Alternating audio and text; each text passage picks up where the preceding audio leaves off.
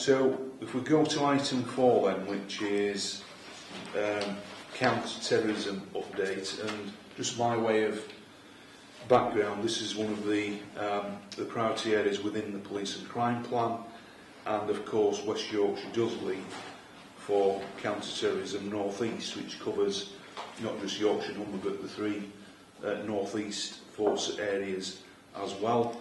You'll be aware that I appointed a safeguarding advisor into this office some time ago, and he leads for me in liaising with yourselves and others around this agenda.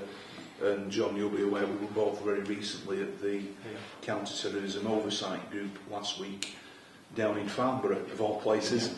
But that was just to link in with the security exhibition that was on there. So we had a good discussion there around some of the national issues as well. But clearly this report is regarding West Yorkshire and the North and North East. So I'll just ask Matt to a very brief summary as to where we are, please. Okay, well, we're currently in counter-terrorism policing in the process of signing off our strategic plans for the forthcoming year. So I'll just hit some headlines really in relation to how they'll deliver in terms of making people safe in West Yorkshire. The plan's divided into 3 broadly: identify, safeguard and manage risk. The identify part is about working with partners to improve referrals and trust and confidence in our communities. To do that, we're reviewing the counter-terrorism local profile, which is the intelligence document that drives what we do. There's a national review that underway, and also putting together a consequence management strategy so that whether it's global incidents or local action, policing action that might be taken, we're communicating with all stakeholders in relation to that to mitigate any kind of concern. Under safeguarding, we're reviewing channel panels and the way that they're put together on a national level. There's a safeguarding oversight board, and also we're doing some work in relation to returnees, the people that have travelled to places like Syria.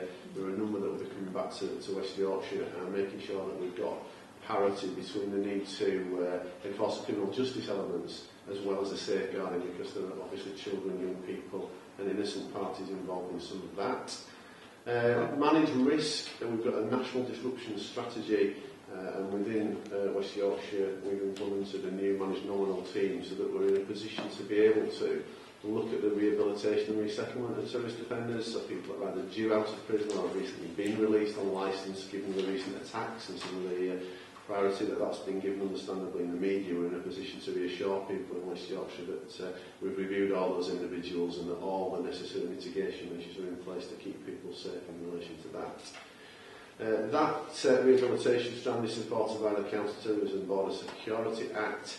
That, as I say, there's a focus within that on rehabilitation, but what that has necessitated is a review of Prevent. I wanted to mention that because Lord Carlisle came to Leeds and he was due to go to Bradford, but also a lot of partners have done an online survey in relation to that review of Prevent.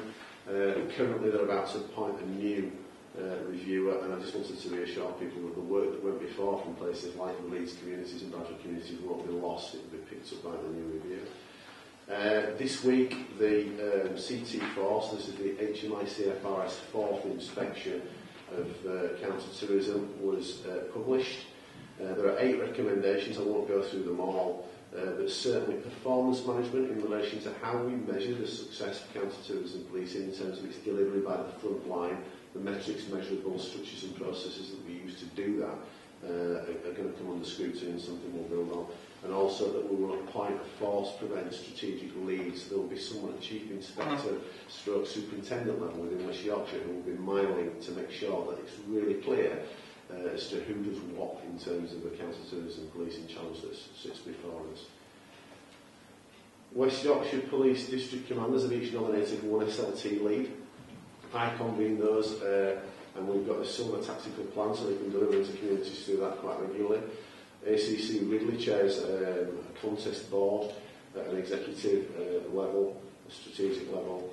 On the 13th of August, we're going to start with a programme of training. So we've got a slot on West Yorkshire Police's new training day. So all frontline staff will be trained by counter-terrorism policing. And then, as of the 21st of September, a week of local accountability meetings where the Chief Officer team hold the districts to account will really be there to ensure that the stuff we're trying to deliver through the front line really is being delivered. The counter-terrorism 3 report talks about our engagement, and it's how we get that golden thread really from the national through the regional to the local, and the structures that I've mentioned there will no doubt support that. Just in relation to funding for the forthcoming 12 months, the Office of Security and Counter-Terrorism run an annual cross-governmental prioritisation process, and 4 West Yorkshire local authorities have now been affirmed as receiving funding. The moderation meeting was just last week, so we can say that they will be able to continue to fund prevent coordinators, prevent education officers, and also a number of projects. Those projects this year will be properly evaluated because of some investment that's been made, which is useful, but also there are plans for some local authorities to be able to support us, so work that goes on in Leeds will support Wakefield, and it won't just be parochially local as it was before. In terms of local delivery, the number of West Yorkshire Police Prevent Champions now runs into the hundreds. These are volunteers from each team, each department, who come to us as wanting to be experts. We train them twice a year, and then they go back to their respective teams and departments and cascade and disseminate that information and become a bit of a training and communication network for us. I'm happy to say that that's gone beyond all police departments in West Yorkshire and now also into the partnerships as well. We're introducing a national prevent referral form, which is useful because it will bring consistency. This has been piloted in Wakefield, but what this will do is mean that the prevent referral will go to police and to the MASH or safeguarding teams at the same time. So there's absolute parity between, again, the criminal justice and the safeguarding work that we're doing. In relation to involving communities in counter-terrorism work, the ACTS, or Action Counter-Terrorism Awareness Campaign, has now been rolled out across the North East. There is an e-learning package online which every member of the public can do, and I would urge people to do that. The Office of the Police and Crime Commissioner is conducting a review in relation to the work we're doing about the extreme right-wing. There's a piece of work that you've commissioned, so we're working with Matt Hurst in relation to that. There are other elements in relation to military, working with mental health, so we've got 3 nurses now that work in Leeds that will assess all prevent referrals. If mental health's an issue, we can absolutely be reassured that those issues have been picked up, and that all the local authorities that are having returnees back from places like Syria have got safeguarding plans in place as well. There are other elements, other headlines, but I think for the sake of brevity, those are probably the main ones, but I'm always happy to take any questions. Yeah, no, thanks so much for that, Matt. And the first one, I mean, touches on something you've said, that obviously it is encouraging that the report talks about the connection with the national guidance and work and the local context regarding safeguarding and those vulnerable to radicalisation.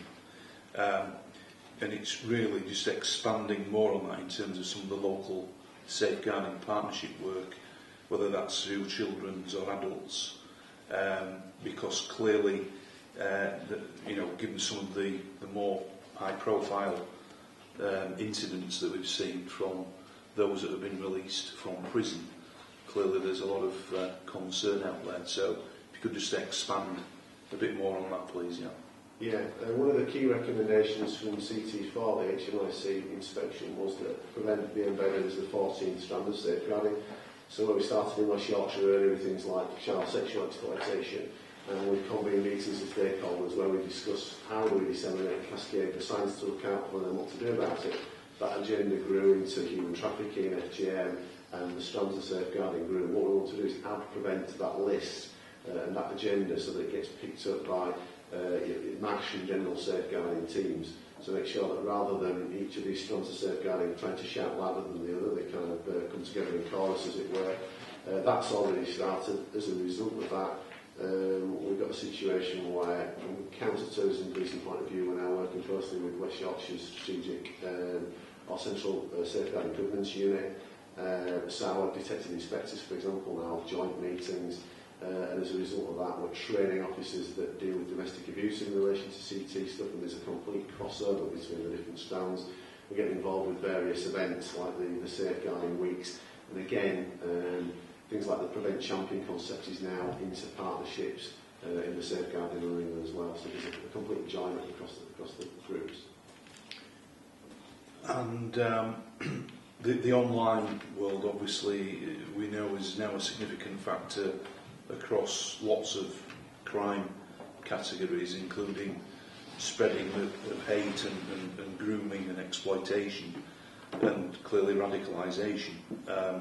So in West Yorkshire, as you know, we have invested in strong cybercrime teams to try and use our expertise and also to engage with communities. And I guess it's really just, again, seeking some reassurance around how we're making best use of that intelligence and the technology around cybercrime.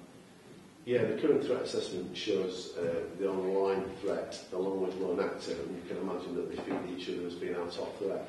So we in the North East actually are leading a national piece of work in relation to the online space. So DCI Head Wilson is leading that piece of work.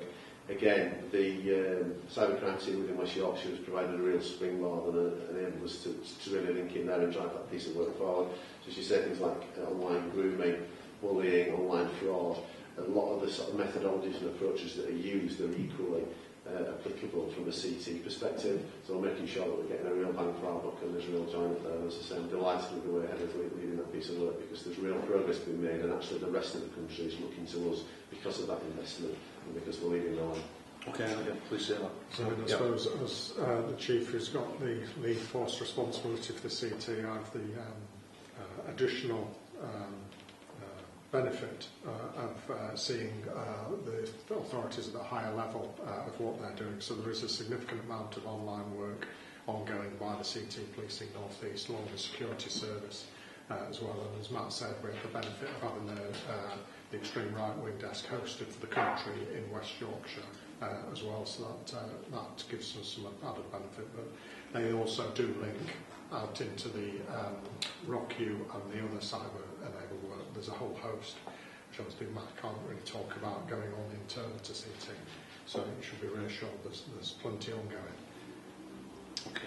Jane, Just to pick up, Matt, on the business side of it, and if you're not already linked in with the North East Business Resilience Centre and the ethical hackers and facility there, it's I think that overlap that you mentioned into the CT world is worth picking up with that team.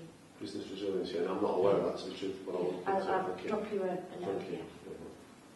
and in terms of some of the proposed changes around the right-wing extremism, around working with the intelligence services, what do you envisage much of a change in terms of how we address that? Yeah, there's been a shift over the last 12 months because there is absolute parity now in terms of the way we work and the way security services approach the extreme right wing along with the international terrorism threat that we posed before. Initially there were concerns about capability and capacity in relation to that, but actually we found that it's been a very natural fit. And that parity is there now, and as a result of that, we're making strides to tackle the extreme right-wing problem. Okay. Thank you. Thanks so much for that. Good.